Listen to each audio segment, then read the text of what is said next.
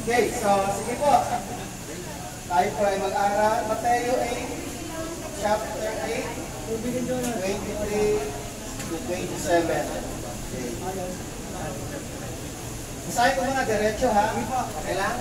Opo. Mga babae, makinig Okay po lang tayo. po. Sabi dito, sumakay si Jesus sa bangka kasama ng kanyang mga alagad habang sila'y naglalayan sa lupa. Si Jesus ay natutulog. Biglang bumugso ang isang malakas na hangin at halos matabunan ng mga alon ang bangka. Kaya nilapitan ng mga alagad si Jesus at ginising, Panginoon, niligtas ninyo kami. Mamamatay kami, sabi nila. Ngunit sinabi niya sa kanila, sinabi ni Jesus, bakit kayo natatakot? Napakaliit naman ang inyong pananampalataya. Sabi ni Jesus, bumangon siya at pinatigil ang hangin at ang mga alon at umuti ang panahon. Namangha silang lahat at sinabi, ano kayang uri ng tao ito? Maging ang hangin at ang lawa ay sumusunod sa kanya. Okay? Nakuha niyo po? So, meron pong dumating na bagyo ng panahon na yun. Sabi sa verse 23, mga kapatid, sumakay si Jesus sa bangka kasama ng kanyang mga alagad habang sila'y naglalayag sa lawa. Si Jesus ay natutulog. Ibig sabihin, kung sino po dito yung nakaranas ng namamangka yung halimbawa, bakan, nila, malayo, tatawirin ng ilog, o kaya dagat. Sino dito yung taga, mga ganun, anong probinsya kayo? Nakakaranas kayo ng tawid ng ilog, o dagat. Bangka lang. Okay. So, tanongin ko kayo, yung sumakay si Jesus, galing sa Pampang, meron na bang hangin? Nakalagay dito, wala pa. Diba? Meron bang hangin? Una? Wala pa. Okay, bibigyan ko namin ng tip. At si Kristo ay natutulog. Bigla bumukso ang isang malakas na unos at halos matabunan ng mga alon ang bangka. Mga kapatid, ang lugar na ito ay lugar ng lawa, Lake of Galilee. Ito po ay lugar ng Lake of Galilee. Ang Galilee po, mga kapatid, ang haba po nito, yung crossing length nito ay 9 miles, 14 meters sa metro, 14 kilometers. Tapos, ang haba nito ay 30 miles. Siguro nasa 24 kilometers. Pero ang tinawid nila Jesus, tinawid lang nila ay nasa ano lang yan kasi hindi naman square yung lugar ng lawa. Parang ang hugis ng lawa ay parang hugis ng puso. So maaari at tinawid nilang Kristo, papunta sa kabilang pagpa, ay humigit kumulang mga 8 kilometro. So ngayon, sa lawa habang sila ay tatawid, si Kristo po ay natutulog. Okay, makinig po. Makinig lang po. Si Kristo po ay natutulog. Di ba naalala nyo, yung teaching natin last week, si Kristo ay walang tinutulugan, si Kristo ay laging nasa lake, nasa Mount ng Olives. Wala siyang tinutulugan, kundi parang natutulog lang siya sa ilalim ng puno, natutulog lang siya sa damuhan. Naalala nyo? Okay? Ngayon, mga kapatid, si Kristo po maaari po yan. Maaari natutulog siya dahil kulang siya sa tulog. At isang record lang sa Bible, dito lang na-record sa Bible at sa Book of Mark, na isang beses lang talaga nakatulog si Jesus. Nakakatulog naman siya, kaya lang isang beses lang binanggit dito na natutulog siya. Okay? Nakukuha niyo po? Natutulog siya sa bangka habang tatawid sila sa kabilang pampang. So habang naglalayag, si Jesus ay natutulog, biglang bumugso ang isang malakas na unos at halos natabunan ng mga alon ng bangka. Biglang lumakas po yung hangin Ang hangin po ba kapag lumakas sa tampang o sa ilog o kaya sa lake o kaya sa dagat, ano mangyayari sa tubig? Maalon. Maalon, tama. Maalon, Tama, magkaitis ng oo. alon. Kasi iba rito, malapit sa bahay, ang dagat ng bahay, no? Maalon. Kaya nga ang kwento dito, halos lumubog na yung bangka. Nagkaroon ng tubig yung bangka. Verse 25. Kaya nilapitan ng mga alagad si Jesus at binising. Panginoon, iligtas ninyo kami, sabi ng mga alagad. Mamamatay kami, sabi nila. Okay. So si Kristo po, habang malaking alon at yung bangka, siguro yung bangka, sigurado hindi maayos sa palagay nun, di ba? Gewang-gewang. Makakatulog kaya kayo nun? Tingin nyo? Hindi po. Pero sabi, may hindi makakatulog. At totoo niya, hindi kayo Makakatulog makakatulog kayo doon. doon. Oo, kaya lang, si Jesus tulog. Yung mga oras na kahit na gumagano yung bangka nila, tulog siya. Maaaring pagod ang katawan niya, Atin naman. pero ginising po siya. Maaaring mahilig ang tulog niya, pero ginising po siya. Kasi nga po, dahil nga, dapat nga, gising na siya dahil ano eh, maalo, baka nga malaglag sila sa lawa, di ba? Pero sabi ni ng mga alagad, ginising siya, Panginoon, iligtas mo kami, mamamatay kami, sabi nila. Diretso ka agad, no? Yung takot. Nangyari na ba sa inyo yan, mga tumatawid ng ilog? Ako. Nakakatakot ba kapag nasa gitna kayo ng dagat, biglang maalon? Okay. So, ang unang nasabi nila, mamamatay kami. Yung iba naman, siguro isipin, lulubog kami. Ngayon, verse 26, tuloy ko lang. Ngunit sinabi niya, ni Jesus sa kanila, bakit kayo natatakot? Ang tanong dito, sino ba ang hindi natatakot mamatay? Kayo po ba natatakot mamatay? Ha? Ano ba eh? Hindi po. Hello? Lahat naman tayo, no? Mga rin natatakot mamatay, no? Natural yun sa atin. Pero tinanong ni Jesus, bakit kayo natatakot? Kasi una-una, yung kagad at pwede maging tanong, bakit kayo takot mamatay? Sabi ni Jesus, napakaliit naman ng inyong pananampalataya. So si Kristo ay bumangon, sabi nito, bumangon siya.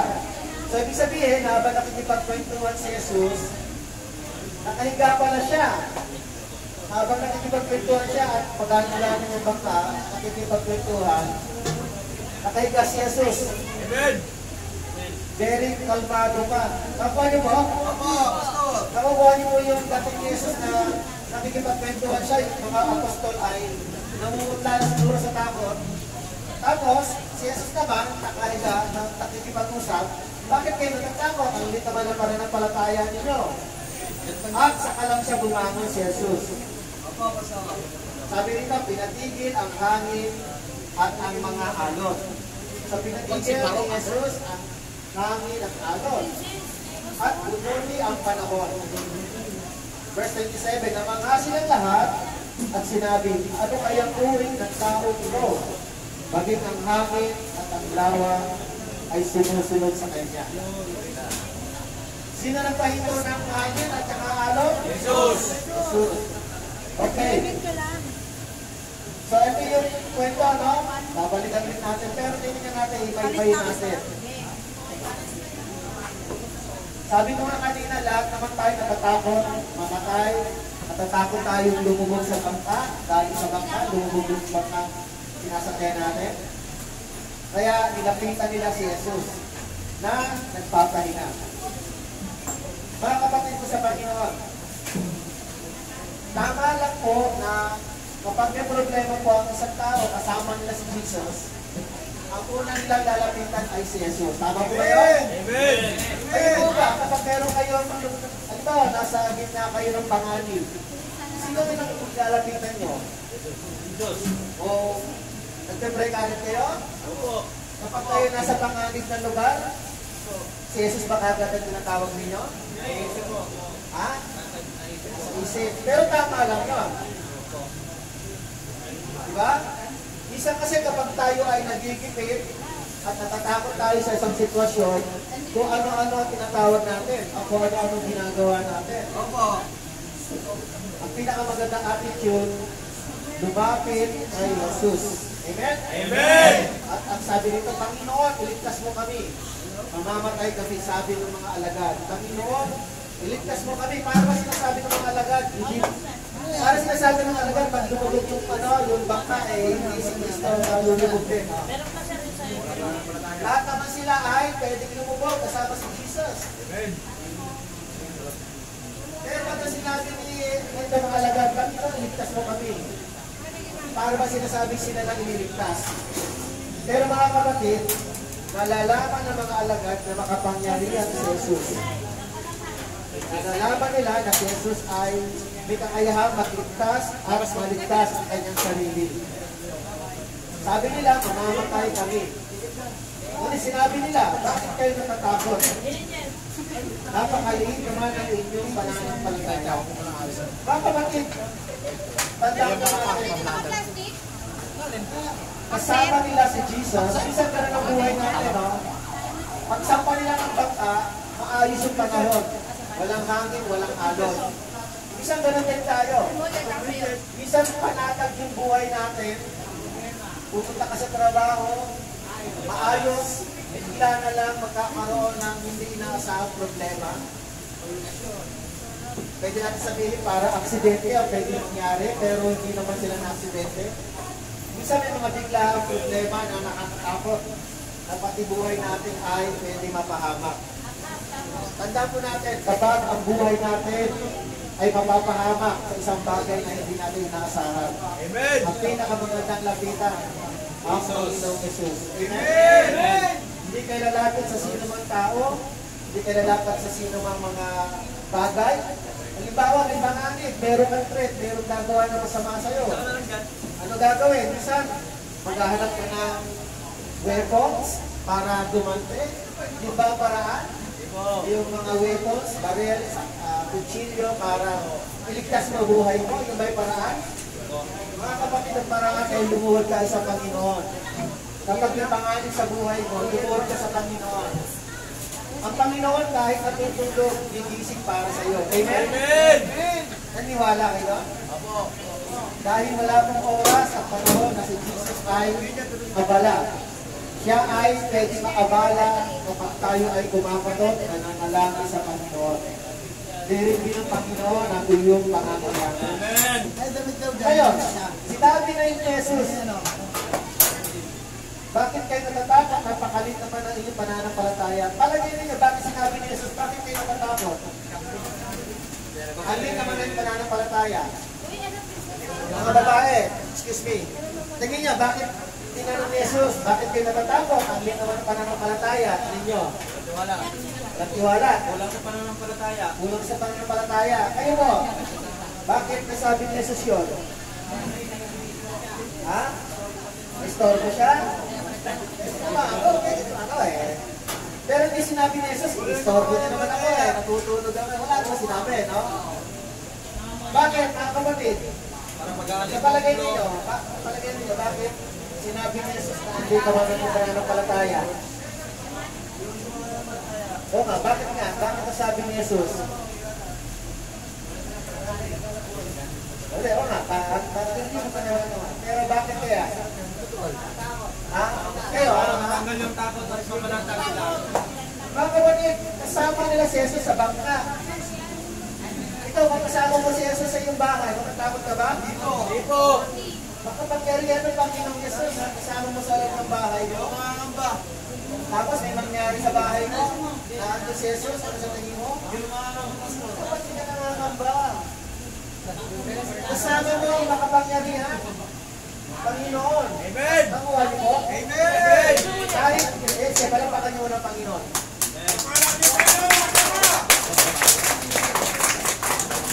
Mga kapatid, ang mga apostol ay may tamang relasyon kay Jesus. Ulitin ko po ha.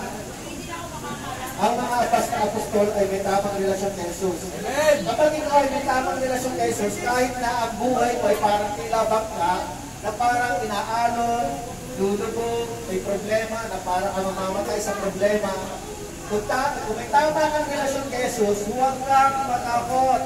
Amen! Dahil si Kristo ay nakasakay sa puso mo, nasa loob ng puso mo, Panginoon.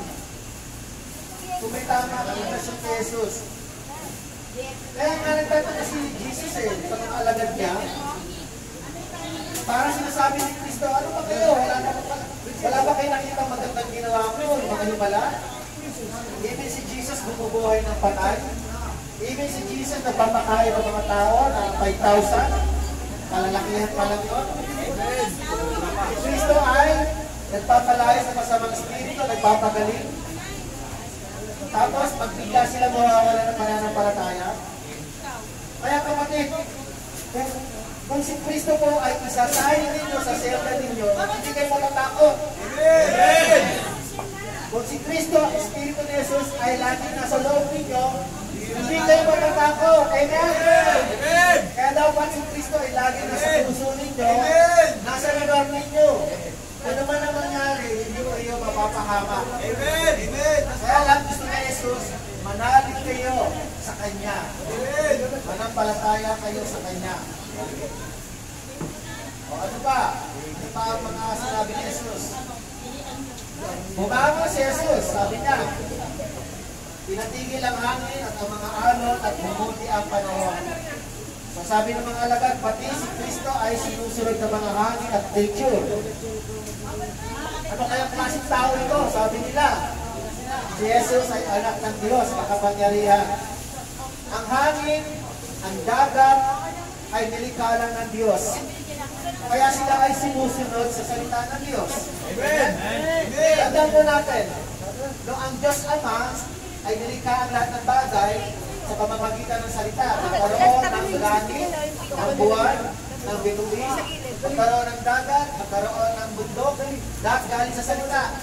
Kaya, kung sinabi mo yun ng Panginoon, nagkaroon mo lahat ng bagay na yon. Amen! Kaya alam ng nature ang tinig ng Diyos ang Panginoon. Kilala. Amen? Amen! Kilala ng hangin yung boses ni Jesus. Kilala ng tubig na dagat ang boses ni Jesus. Kaya lang nakakalungkot, sa lahat ng nilikha ng Diyos, ang tao ang pinaka-masterpiece. Nandiwala ba kayo? Tayo.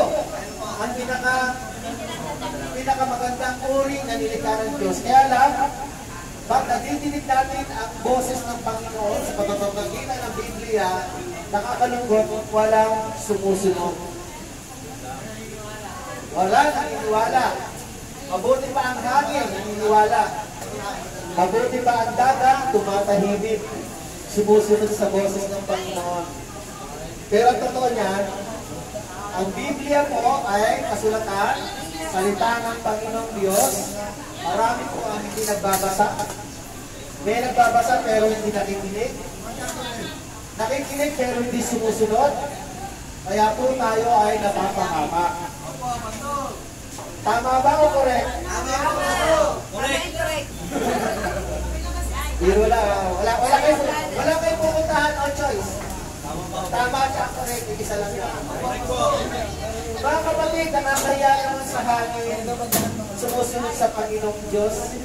Nakakaya naman sa alon at sa dagat, sumusunod sa boses ni Jesus. Pero karamihan ng mga tao, hindi nakikinig sa boses ng Panginoon. Kaya mga kapatid sa Panginoon, paano ba natin mapapakinggan ng boses?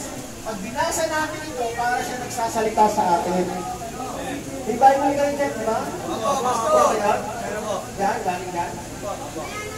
Pakinig kayo lagi, magkaroon kayo ng Bible study. Every morning o kaya bago matulog. Magkaroon kayo ng grouping. Sundan niya lang yung binabasa natin para pag nag-aral tayo, may idea na kayo. Pwede niyo basahin yung verse 28 hanggang 22. Para meron tayo idea.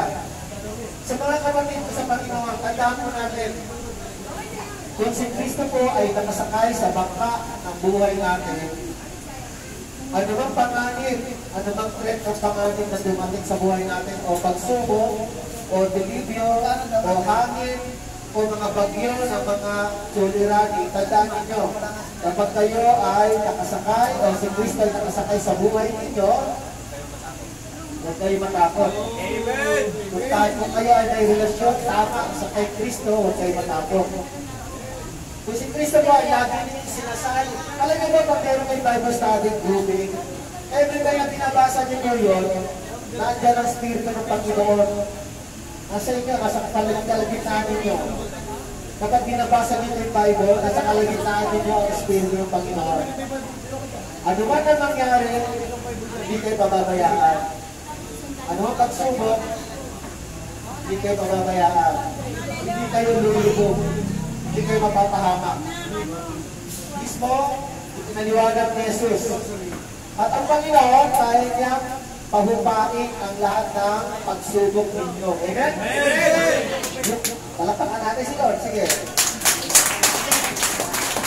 Yung malakas na bagyo na pagsubok ninyo, papawiin ng Panginoon, magiging tahimik. Amen? Amen. Yung napakalaking alon, malaki pa sa taas ng bangka, halos kainin na yung bangka, kayang pahupain ng Panginoon. Amen? Amen. Kaya tayo bilang sumisimbolo sa bangka, kasi Kristo ay nasa atin, minsan ang problema natin, napakalaki sa ating pagkatao. Nakakali ko? Amen. Pero ang Panginoon, pag nasa iyo, huwag kang matakot, huwag kang mangamba.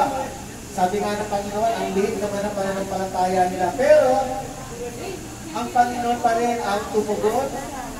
Ang Panginoon pa rin ang nagbigay ng solusyon. Sa kabila ng lahat, at pinagalitan sila. Pero, niligtas pa rin sila ng Panginoon. Ganun naman ang Panginoon eh. Sesermonan ka ng Panginoon. Itatama ka, ikukurik ka, pero hindi ka niya iiwanan. Iniligtas ka pa rin ng Panginoon. Amen? Amen! Ganun ang Lord. Parang magulang. Di ba magulang at sinesermonan tayo? Halimbawa, hihingi ka ng pera. Marami nang sinasabi, di ba? Opo. Tama? Magulang natin, marami sinasabi. Ganito, ganyan. Tapos, sasabihin doon, magkano kailangan mo. Di ba kailangan? Opo, Pastor. Nagsasalita sila, sinesermonan at tinatama tayo. Ganun din, minsan, ang Panginoon.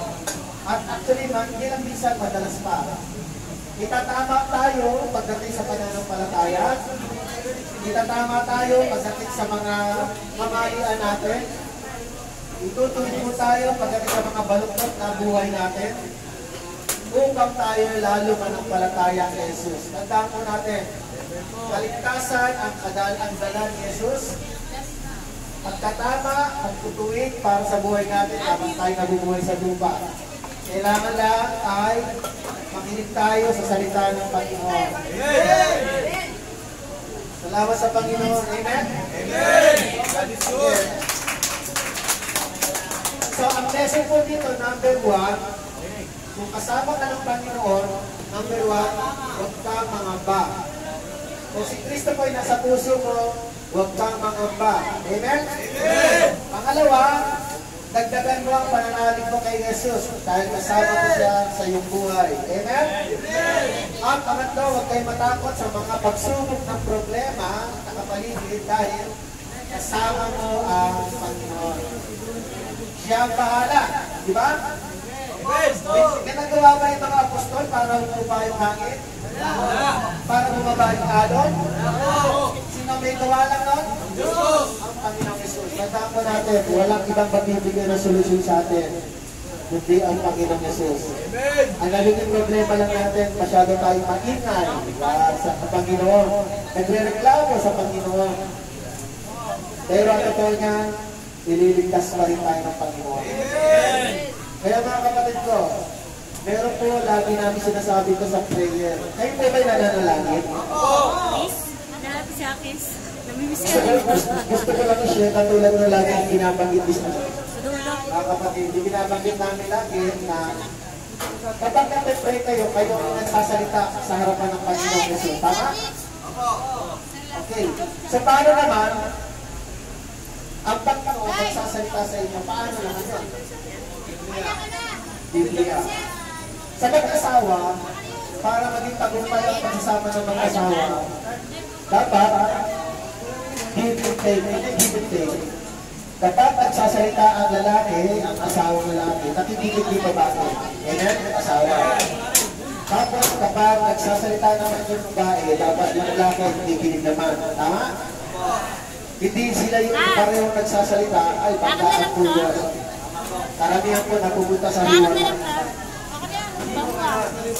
Ang tamang relasyon sa mag-asawa ay nagbibigayan. Nakikinig ka sa kanya, at pag ikaw naman nagsalita, nakikinig naman siya sa iyo. Tinatawag ng two-way communication. Two-way relationship. Ngayon, para gumanda rin ang relasyon natin kay Jesus, kapag tayo nag-pray, tayo nagsasalita. Tama? Tayo nagsasalita. Pero paano natin napapakinggan naman ang salita ng Panginoon? Sa pagbabasa ng Biblia. This is the word of God. Amen. Kaya balanse, tama-tama, give and take. Pakikinggan ka ng Panginoon kapag ikaw ay nananalangin. Ano bang panalangin nyo? Makalaya? Tama ba yun? At makabalik sa pamilya. Tama ba yun? At pangatlo, huwag na bumalik dito. Tama ba yun? Pagbagong buhay. Tama ba yun? At makapaghanap buhay. Tama ba yun? So meron din kayong panalangin. At ang pamilya nito ay mapabuti habang nalit. Di ba nag-chat na daw sa'yo? So ngayon, pag nakita kayo ng Panginoon, siya naman ang pakinggan ninyo kapag kayo nagbabasa ng Biblia. Para i-bentain kayo ng Panginoon. Napapakinggan ka at pinakikinggan ko rin siya. Yun ang lamang gawain na dapat natin ginagawa. Actually, kahit hindi ka nga magsalita eh. Nag-chat naman na kayo. Sabi ko, kailangan di ba tayo bibigyan daw ikaw cellphone? pakinggan mo rin siya lagi. Magbasa ka ng Biblia. Pakinggan mo rin siya lagi. Maganda ba yun? Mapapabuti ang buhay mo. Alam niyo po yung isa sa mga nakulong dito, si Joselito, kilala niyo yun? Yung taga-Leyte. Okay na po sila ng pamilya ko sa Leyte at naging kaibigan nila rin sa Leyte. Si Joselito po ay nalunga ng Bible sa kakabasa. Alam niyo yun, kilala niyo yun, iba ito. Ha? At bago siya pumunta ng Leyte, humingi siya ng bagong Bible sa amin. At naniniwala kami na nagpapatuloy siya makinig, magbasa ng Biblia. Dahil nagkaroon ng reconciliation eh. At nakausap ko rin yung complainant. At sabi ng complainant, Pastor, nagpasa na po ako ng affidavit na inuurong na yung kaso. So alam ko po, gusto nyo rin mangyari sa inyo. Amen? Pero anong ginawa niya si Rito? Nag-aral po siya pag-isa, masipag siya magbasa. Meron na kami Bible natin, hindi kasi kanya dalawa na. Yung isa, naluma na. Kasi nakaisang taon siya rito eh. At binabasa niya talaga. So nakita ng Panginoon ang puso niya si Rito. Ganun din ang gusto ng Panginoon sa inyo lahat. Read the Bible. At pag nakita ng Panginoon ang puso ninyo na kayo nagsisikap, makinig ng salita ni Lord, matutunayan din ng Panginoon na kayo ay pagpapalain niya. Hindi ko na isa-isa yan, pero naniniwala ako dahil yun ay pangako niya. I-bless kayo ng Panginoon kapag nakita kayo ng Panginoon na nagsisikap, magbasa ng kanyang kasulatan, at nananalangin ng tayo sa Panginoon. So maraming salamat. God bless you all. Purihin ng Panginoon. Sister Sally, may sakit ka. Pamili, makilig! Pasalamat tayo, pamili! Sino ba ang ano? Ito na? Sino ba ang ano niya? Ito pa rin? Alam ko. Maraming salamat sa pakikinig. Nawa, maraming magsawa. Maraming magsawa, ha? May Biblia dyan, maging masipag kayo. Sige ba, mananalangin ako. Tayo po tayo. Tayo po tayo, let's pray. Meron po ba may sakit? Babae. Pabili namin. Parang nasakit sa balat eh. Babae, okay lang? Kano? Ay, bawal na yun. 200 lang binigay. Actually, bigas lang talaga. Sige. Lord willing, let's pray ha. Yung pabili namin. Provide ni Lord yung mga... Yung pabili namin sila. Salamat. Sige po, manalangin tayo.